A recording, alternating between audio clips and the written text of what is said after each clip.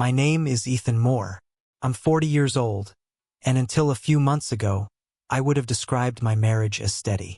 Not passionate in a movie script kind of way, not reckless or dramatic, but grounded, mature, built on shared years and quiet understanding. Lena and I had been married 12 years, living in Portland for most of that time. We had routines that felt like proof of stability. Sunday mornings at the same cafe on Hawthorne, grocery shopping together without a list because we knew what the other liked, falling asleep on opposite sides of the couch while some documentary murmured in the background. It wasn't fireworks. It was comfort. And at 40, comfort feels like success. The first crack didn't come with a confession or a late-night phone call. It came in the most mundane way possible, through an email confirmation. Lena had asked me that afternoon to forward her a booking reference from our shared travel account. We were tentatively planning to visit her sister in Arizona later that year, and she needed the airline credit information. I logged into the account without thinking twice. We'd always shared passwords. There had never been secrecy between us. While searching her name, another reservation popped up. A hotel booking. Downtown Portland. 3 weeks earlier. Check-in at 1:10 p.m. Check-out at 6:40 p.m. Same day. My brain didn't immediately jump to betrayal. It tried to rationalize. Maybe it was a conference room rental. Maybe she had an off-site meeting. Maybe the office plumbing had exploded and they needed temporary workspace. There are 1,000 harmless explanations when you trust someone. But there was something about the timing. Thursday, middle of the workday, no prior mention of it. And Lena talked about work constantly. Office drama, deadlines, the irritating intern who never formatted reports correctly. A hotel workspace would have come up in conversation. I stared at the screen longer than I should have. Then I forwarded the airline email she originally asked for and logged out. I told myself I would bring it up casually. Not accusatory. Not confrontational. Just curious. That night, she was in the kitchen making pasta. The house smelled like garlic and basil. Ordinary. Familiar. She wore one of my old college sweatshirts. Sleeves pushed up. Hair tied loosely. Everything looked normal. "Hey!" I said, leaning against the counter, keeping my voice steady. "Quick question." She didn't look up immediately. I saw a hotel reservation in your name from a few weeks ago, downtown. Was that for work?" The shift was instant, subtle but there. Her stirring slowed. Not frozen, just measured. "What hotel?" she asked. "The Riverfront Suites." It was in the travel account. Now she looked at me, and the expression wasn't confusion. It was offense. "Why are you going through my reservations?" The question hit harder than I expected. I wasn't. I was looking for the airline credit you asked about. Came up under your name. She let out a short, humorless laugh. "Wow." I felt my stomach tighten. "Wow what?"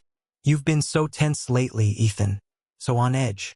And now you're digging through confirmations like you're trying to catch me doing something." I blinked. "I'm not trying to catch you." I asked what it was for. She dropped the spoon into the pot a little harder than necessary. It was a workspace booking. The office internet was down that day. We needed somewhere quiet. The answer came quickly. Smooth. Prepared. "That's all?" I asked. She turned fully toward me. "Yes, that's all. Why is this even a thing?" I opened my mouth to explain, but she kept going. "You've been exhausted. Snapping at small stuff. Acting like everything's suspicious. I can't breathe lately without you analyzing it." My confusion deepened. I asked about a hotel room, and I answered, **T back. But clearly that's not enough. The air in the kitchen shifted. The garlic scent felt heavier. "I just didn't remember you mentioning it," I said carefully. She crossed her arms. Defensive. "Do I need to report every work inconvenience to you now?" "That's not what I'm saying." It feels like it. Somehow the conversation wasn't about the reservation anymore. It was about my tone. My workload. How distant I'd been recently. How she felt monitored. That word lodged in my chest. Monitored. I repeated. "Yes," she said firmly. Like you're waiting for me to slip up. Slip up. The implication stung more than any accusation. By the end of the discussion, I was apologizing. Not for asking exactly, but for how I asked. For sounding skeptical. For being overwhelmed lately. She accepted the apology with a sigh. Like I'd disappointed her, but she was willing to move forward. The pasta boiled over slightly. She turned back to the stove. Conversation over. But something had shifted. The explanation made sense on paper. Offices lose internet. Companies improvise. Adults book temporary workspaces. And yet, when she moved past me to grab plates, I noticed something else. She didn't look guilty. She looked irritated. Like I had inconvenienced her. Later that night, lying in bed beside her, I replayed the exchange in my head. The speed of her answer. The pivot toward my supposed suspicion. The way she framed herself as the one under pressure.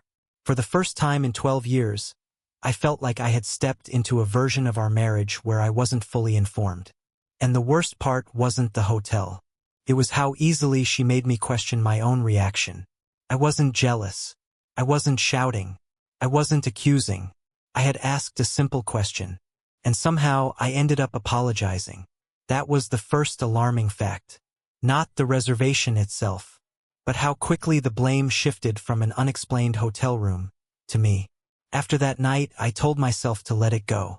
That's what reasonable husbands do, right? You don't spiral over one odd detail. You don't tear apart 12 years of marriage because of a midweek hotel reservation. You trust the person you chose. You assume good intent. But something had shifted inside me, subtle and persistent, like a low hum in the background of a quiet room. I started replaying things. Not intentionally at first. It just happened.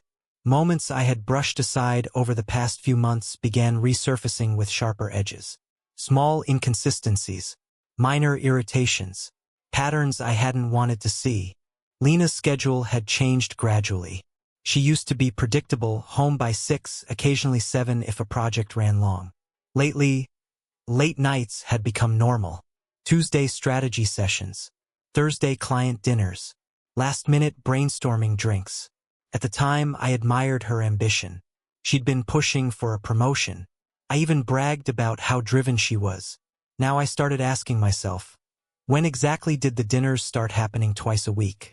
I tried to recall specific dates, but memory doesn't timestamp emotion very well. It just stores impressions. And the impression I couldn't shake was that she had become increasingly unavailable in ways that felt carefully justified. Then there were the clothes. Lena had always dressed well, professional, polished. But around early spring something shifted. New dresses appeared in her closet. More fitted, more deliberate. Heels she used to save for events were suddenly part of normal workdays. One afternoon I came home early and found her standing in front of the mirror adjusting a dark green dress I'd never seen before. It wasn't inappropriate. Just intentional. "You look nice," I had said. She smiled, but it felt rehearsed. Big meeting. I didn't question it.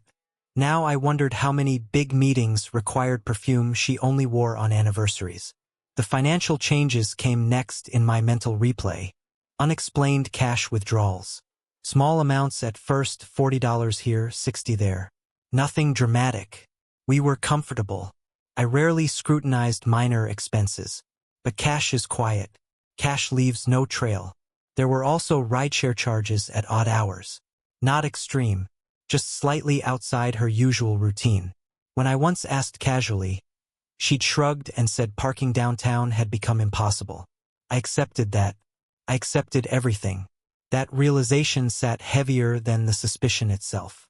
The emotional distance had been the most obvious sign, and somehow the one I rationalized the hardest. Evenings used to be our decompression time. We'd talk through our days, debate news headlines, plan small weekend errands like they were adventures.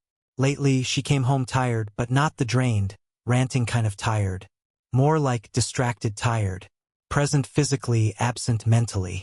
She'd sit beside me scrolling through her phone, smiling at something she wouldn't share. When I asked what was funny, she'd say, "Just work stuff."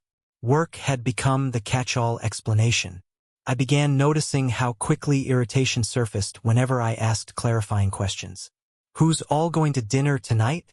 The team. Which team? She'd sigh. Ethan. Why does it matter?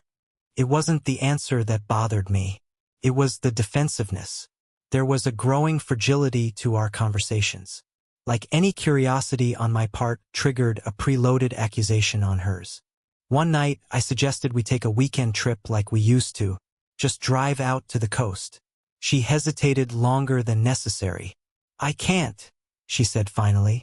We're in a critical phase at work. Critical phase. I nodded. But later that night, as she slept beside me, I stared at the ceiling and tried to remember the last spontaneous thing we'd done together. Couldn't. The physical int asterisk Macy had faded too, though I hadn't named it at the time. It wasn't rejection, it was postponement. Headaches, early mornings, stress, all valid. Individually, each change made sense. That was the genius of it. Nothing screamed betrayal. But when I laid the memories out in sequence, they formed something heavier than coincidence. It was like looking at scattered puzzle pieces that suddenly aligned. The hotel reservation was no longer an isolated question. It was part of a chain of late nights, new clothes, cash withdrawals, emotional withdrawal, irritation at scrutiny.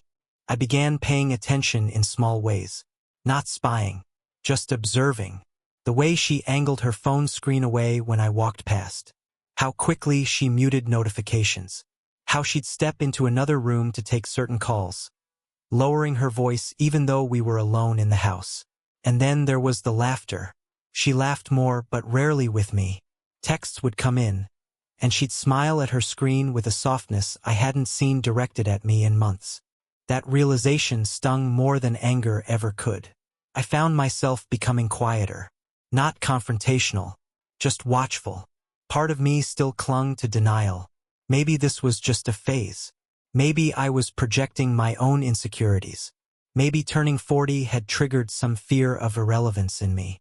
But another part, the quieter, colder part, began cataloging everything. I didn't accuse her again. I didn't bring up the hotel. I simply replayed the timeline in my head over and over until it felt undeniable that something fundamental had shifted long before that reservation appeared in my inbox. Trust doesn't usually shatter in one loud moment. Sometimes it erodes in silence. And I realized with uncomfortable clarity that I hadn't noticed the erosion until I was already standing at the edge. The most unsettling part wasn't the suspicion itself. It was recognizing how easily I had ignored the signs. How eager I'd been to believe every explanation. How willing I was to accept distance as normal. As I lay awake one night listening to the faint buzz of her phone lighting up on the nightstand, I finally admitted something to myself I hadn't wanted to say out loud. This wasn't random. This wasn't stress. This wasn't imagination. It was a pattern. And patterns don't form by accident. The confirmation didn't come in some dramatic, cinematic explosion. Came quietly, almost politely. 2 weeks after the hotel conversation, Lena told me she had another client dinner. Thursday again. Downtown again. Same casual tone. Same mild defensiveness when I asked which restaurant. Why do you need the name?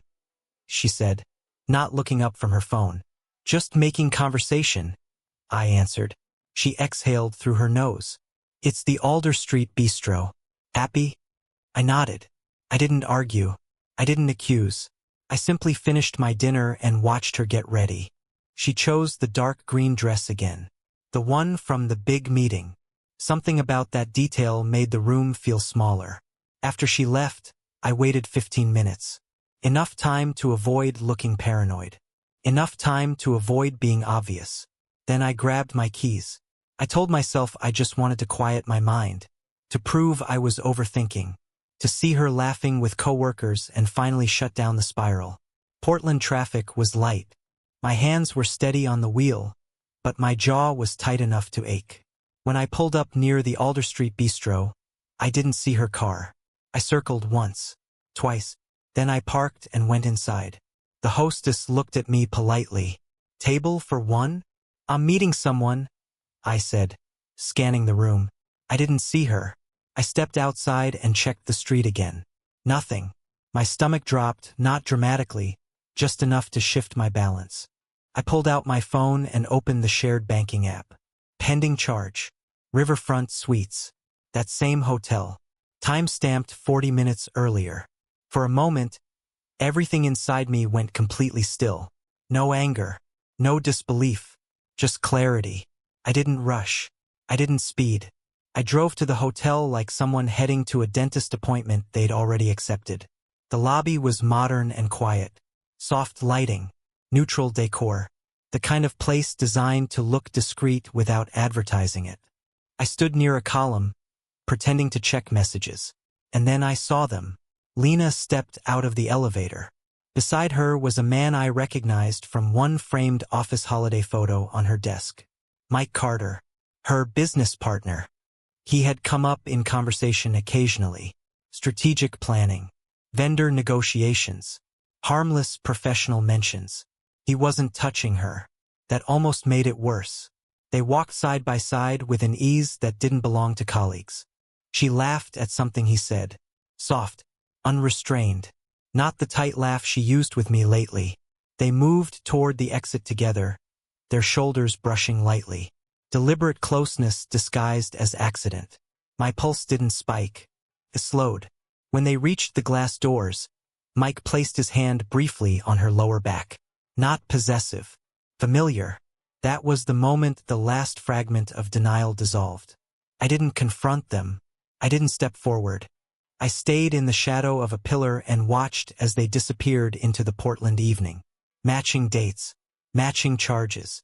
Matching Thursdays. The hotel reservation from weeks earlier. The new dresses. The late dinners. The cash withdrawals. It wasn't impulsive.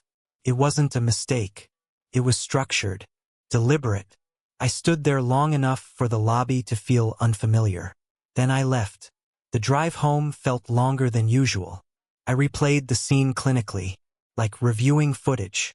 No room for interpretation. No dramatic embrace. No theatrical betrayal. Just two people who had grown comfortable in secrecy. At home, I sat at the kitchen table in the same chair where I had once apologized for asking about a hotel. The irony almost made me laugh. When Lena came home later that night, she moved carefully. Measured. How was dinner? I asked evenly. Long, she said, slipping off her heels. Productive, though. I studied her face. No visible guilt. No tremor. She kissed my cheek lightly. The scent of hotel soap clung faintly to her skin. I'm exhausted, she added. I nodded. She went upstairs. I remained seated, staring at the wood grain of the table. The truth didn't feel explosive. It felt surgical, precise and cold. The affair wasn't recent. Couldn't be. People don't move that comfortably in secrecy without practice. The hotel staff had barely looked at them. Routine. I opened my laptop and began reviewing past statements. There it was. The first riverfront charge. For months earlier. Then another 2 weeks after that. Then consistently every other Thursday. Not weekly. Not random. Planned. I leaned back in my chair and let the realization settle. This wasn't emotional confusion. This wasn't loneliness. This was a parallel life. One she had built carefully beside ours. The most disturbing part wasn't the physical betrayal. It was the coordination, the precision of the schedule, the confidence with which she navigated both worlds. I thought about Mike, about the way she described him: efficient, reliable, sharp. She had never spoken about him with warmth, but she had spoken about him often. Too often. The confirmation wasn't loud. It was mathematical. Dates aligned. Locations matched. Charges documented. And I had seen them, with my own eyes. By midnight, I had stopped searching for more proof. There was no need. The doubt was gone. In its place was something heavier. Not rage. Not even heartbreak. Certainty. Lena was having an affair with Mike Carter. It had been going on for months, and she had no intention of stopping. After that night at the hotel, I didn't explode. That surprised me the most.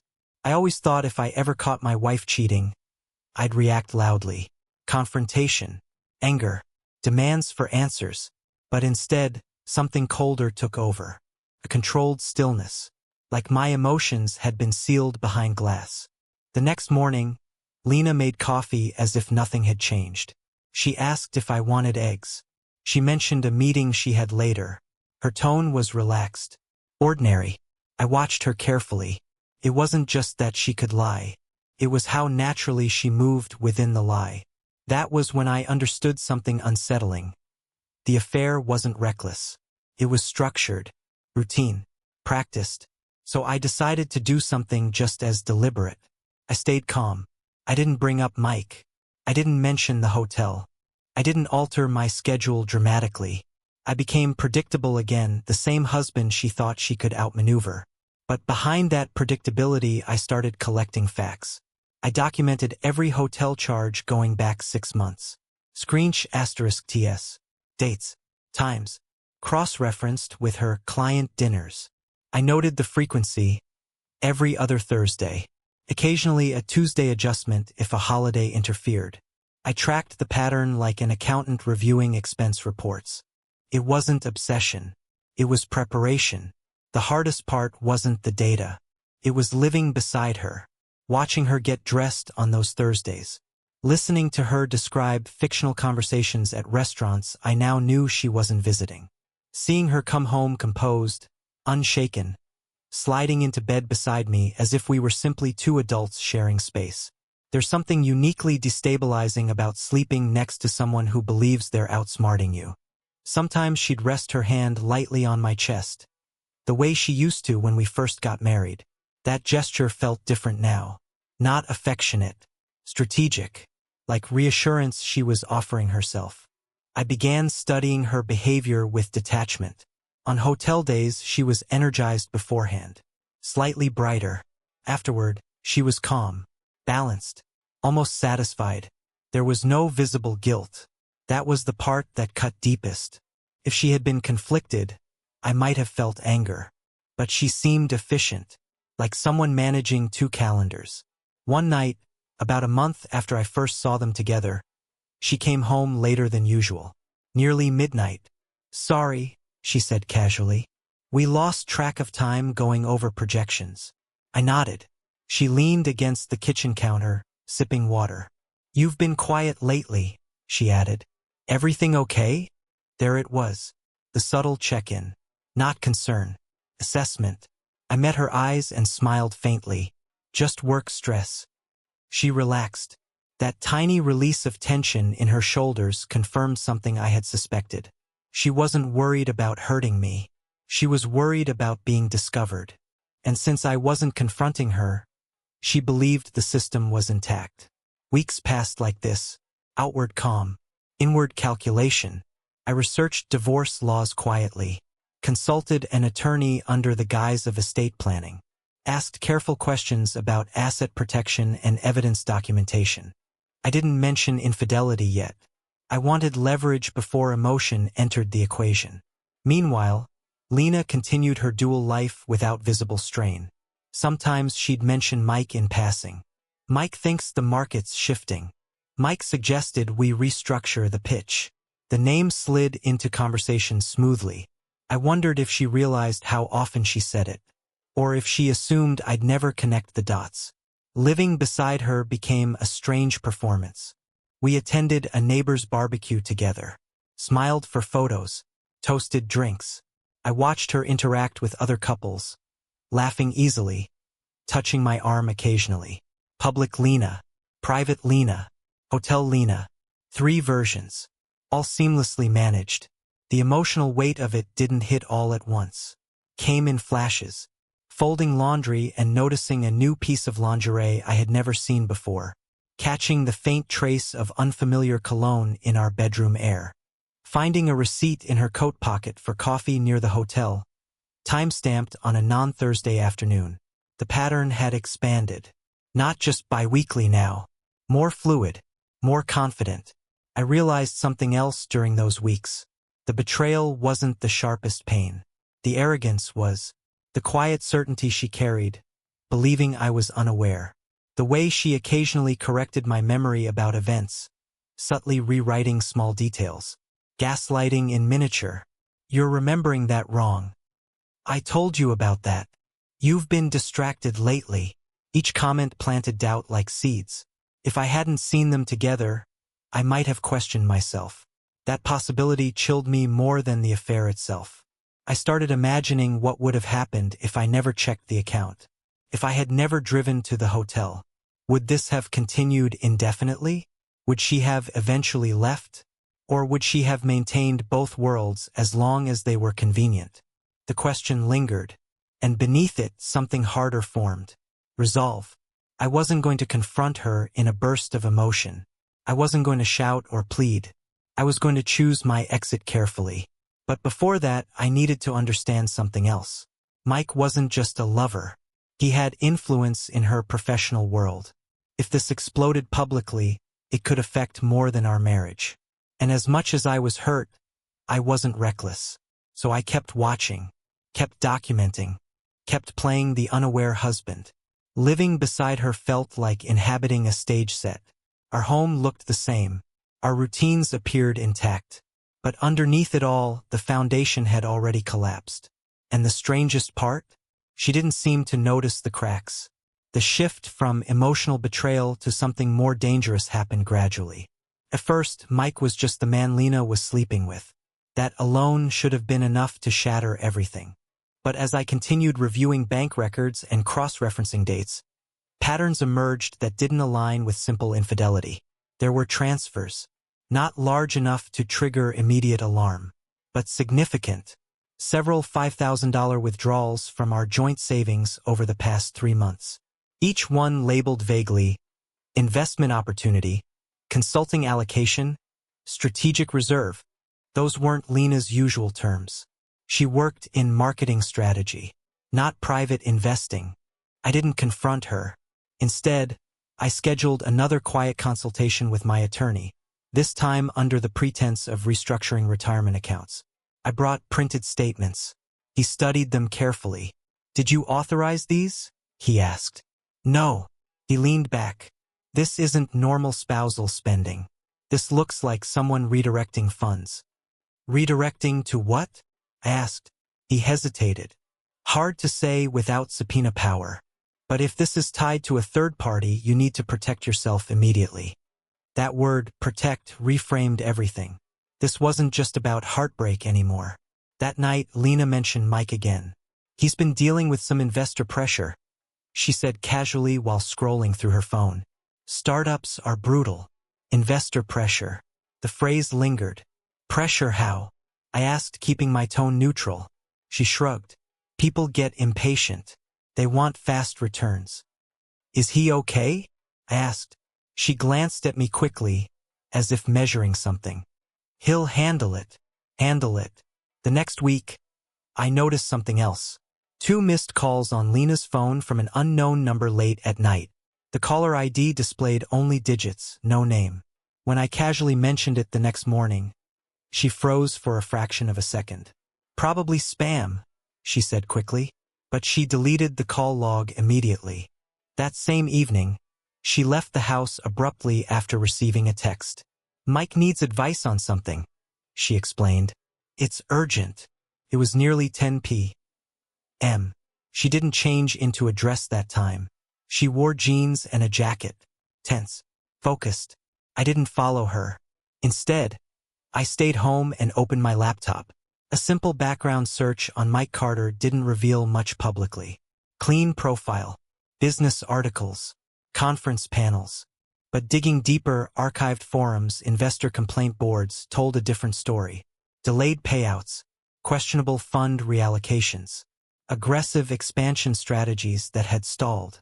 Nothing criminal on paper, but enough smoke to suggest heat. Over the next few days, Lena's composure shifted subtly. She checked her phone more often. Her client dinners became irregular. Not biweekly now, reactive.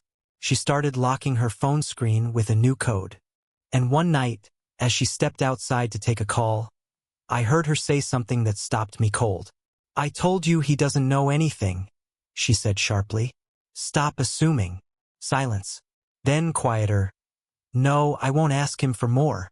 Ask him for more. My chest tightened. I remained seated on the couch, unmoving. When she came back inside, she looked pale. Everything okay? I asked. She forced a smile. Work drama. Work drama. That phrase felt thinner than ever. Over the next week, tension built in small increments. A black SUV idled outside our house one afternoon for nearly 20 minutes. Maybe coincidence. Maybe not. Lena noticed it too. I saw her watching through the blinds. Probably someone lost, she muttered, but her voice lacked conviction. Then came the confrontation I didn't expect. Not with Lena, with Mike. It happened on a Tuesday afternoon. I was leaving my office downtown when I saw him standing near my car. He looked different outside the curated calm of hotel lobbies. Tired, tense. Ethan, he said, stepping forward. My pulse remained steady. Mike. We stood facing each other on the sidewalk like two men about to negotiate something neither wanted public. We need to talk, he said quietly. I'm not sure we do, I replied. His jaw tightened. This situation is more complicated than you think. I almost laughed. I think it's exactly as complicated as it looks. He ran a hand through his hair. You're in this whether you want to be or not. There it was. The first direct acknowledgement. I don't know what you're implying, I said evenly. He stepped closer, lowering his voice. Lena told me you've been asking questions. She lies about many things, I answered. His eyes flickered. There are financial structures you're connected to, he continued. Investments, shared accounts. If certain people start digging, your name appears. Cold realization settled in my stomach. You used our funds, I said quietly. He didn't deny it. It was temporary leverage, he said. She understood. She understood. She didn't mention that, I replied. He exhaled sharply. This isn't about feelings anymore. There are investors who don't appreciate delays. Are you threatening me? I asked. No, he said quickly. I'm telling you that panic helps no one. Panic. The word echoed. For months, I thought the danger was emotional collapse. Now it felt tangible. Financial entanglement. Unstable investors. Pressure. I want out, I said. He nodded slowly. Then don't escalate anything. Escalate. Meaning exposure. Divorce. Legal scrutiny. If I pulled the thread publicly, whatever he built could unravel and drag Lena with it. And possibly me. I held his gaze. You should have thought about that before involving my marriage, I said quietly. He didn't respond. He simply stepped back. Think carefully, he added before walking away. I stood there long after he disappeared into traffic. The situation had evolved. This wasn't just betrayal. It was entanglement. Lena hadn't just shared herself with him. She had tied our finances, our security, to whatever unstable structure he was managing. And if that structure collapsed, it wouldn't just cost trust. Could cost everything. That night, as Lena sat across from me at dinner pretending normalcy, I studied her differently. Not just as a wife who lied, but as someone who had gambled more than she understood. The danger wasn't hypothetical anymore. It was expanding. And for the first time, I realized silence might not be enough protection. The end didn't come with a fight. It came with silence. A week after Mike approached me, Lena tried to close the distance between us. She reached for my hand more often, sat closer on the couch, asked if we should reset and take a weekend away. It almost would have worked months earlier, but I had already stepped outside the marriage in my mind. One night, she stood in the doorway of our bedroom and said, "You feel far away." "I am," I answered calmly. She searched my face for anger, for accusation. I gave her neither. The next morning, while she was at work, I packed a suitcase and transferred my remaining funds into a protected account. I left the house key on the kitchen counter. No note, no scene, no confrontation. By the time she came home, I was gone. I blocked her number before the first call came through. Some chapters don't need arguments to end. Just a decision. I moved to another city within a month. Mike's investment structure collapsed soon after. An investigation began, quiet at first, then public. I wasn't involved. My attorney had severed every legal tie before it unraveled. Lena called from different numbers for weeks. Emails, messages through mutual friends. I didn't respond. I heard she lost her position when the Financial Review exposed internal conflicts. The stability she thought she had built with him dissolved faster than our marriage. I didn't celebrate it. I just kept moving. New apartment, new routines, no shared accounts, no Thursday dinners to question. The strangest part wasn't the anger fading. It was the clarity that replaced it. Sometimes the strongest response to betrayal isn't revenge or exposure. It's absence. I left without noise, and I never looked back.